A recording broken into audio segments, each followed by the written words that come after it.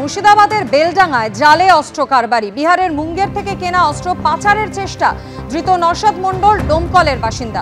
এই ঘটনা সম্পর্কে আরো বিস্তারিত জানতে কথা বলে নেব। আমাদের সঙ্গে টেলিফোন লাইনে রয়েছেন প্রতিনিধি রাজীব চৌধুরী। রাজীব, ধৃতের পরিচয় সম্পর্কে এবং কি ঘটনা ঘটেছে, কি অভিযোগ তার বিরুদ্ধে? ধৃতের পরিচয় সম্পর্কে পুলিশ যেটা জানাচ্ছে, এই ধৃত ডোমকলের বাসিন্দা। সে মুঙ্গের থেকে এই অস্ত্র নিয়ে এসে একজনকে বিক্রি করার জন্য নিয়ে যাচ্ছিল এবং যেটা পুলিশের প্রাথমিক অনুমান, ইনি অস্ত্র চোরাচালানের যে ব্যবসা তার সঙ্গে সরাসরি যুক্ত এবং এই বিপুল পরিমাণ অস্ত্র সে মুঙ্গের থেকে নিয়ে এসে ডোমকলের তার বাড়ির থেকে একেবারে যে বেলডাঙ্গার সে নিয়ে আসছিল এবং একটা সুনির্দিষ্ট এক ব্যক্তির নামও পুলিশের কাছে এসছে। তাকে এই অস্ত্র দেওয়ার জন্য পুলিশে এই অস্ত্র নিয়ে আসা হচ্ছিল বলে পুলিশ জানতে পেরেছে। ধৃতকে আজকে আদালতে তোলা হয়েছে। তাকে 7 দিনের পুলিশ হেফাজতে চেয়েছে। হেফাজতে পাওয়ার পর কিভাবে এই অস্ত্র নিয়ে আসা হচ্ছিল, কারা কারা যুক্ত রয়েছে এবং যাকে অস্ত্র দেওয়া হচ্ছিল বলে ওই ধৃত দাবি করেছেন, তার সঙ্গে তাকে গ্রেপ্তারের চেষ্টা করছে এবং তাকে গ্রেপ্তারের মুখোমুখি বসিয়ে পুলিশ জানার চেষ্টা করবে এই বিপুল পরিমাণ অস্ত্র শুধু নিয়ে আসা হচ্ছিল এবং কি কাজে ব্যবহার করা হচ্ছিল সেটা পুলিশ জানার চেষ্টা করছে।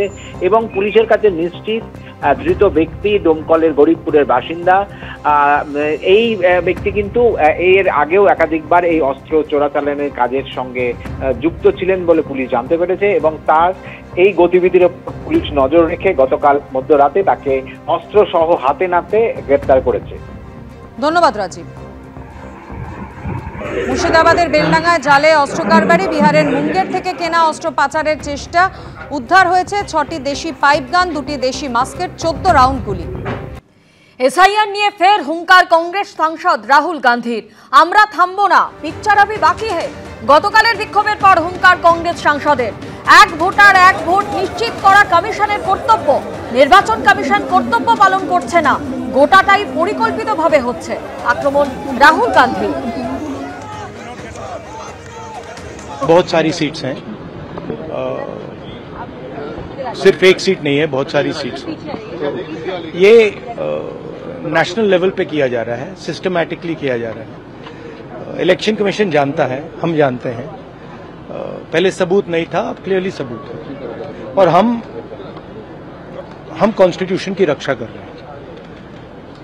1 मैन 1 वोट कॉन्स्टिट्यूशन का फाउंडेशन है और इलेक्शन कमीशन की ड्यूटी है कि वो 1 मैन 1 वोट इन्फोर्स करें और उन्होंने नहीं किया है, उन्होंने अपनी ड्यूटी नहीं की। तो हम सिर्फ कॉन्स्टिट्यूशन को प्रोटेक्ट कर रहे हैं, उसकी रक्षा कर रहे हैं, संविधान की रक्षा कर रहे हैं और हम करते रहेंगे, हम रुकेंगे नहीं, अभी पिक्चर बाकी है। আপনারা শুনলেন রাহুল গান্ধী কি বললেন। তিনি এসআইআর নিয়ে ফের হুঙ্কার দিয়েছেন, আমরা থামবো না, পিকচার আভি বাকি হে। গতকালের বিক্ষোভের পর হুঙ্কার কংগ্রেস সাংসদের, এক ভোটার এক ভোট নিশ্চিত করা কমিশনের কর্তব্য, নির্বাচন কমিশন কর্তব্য পালন করছে না, গোটাটাই পরিকল্পিতভাবে হচ্ছে, আক্রমণ রাহুল গান্ধী।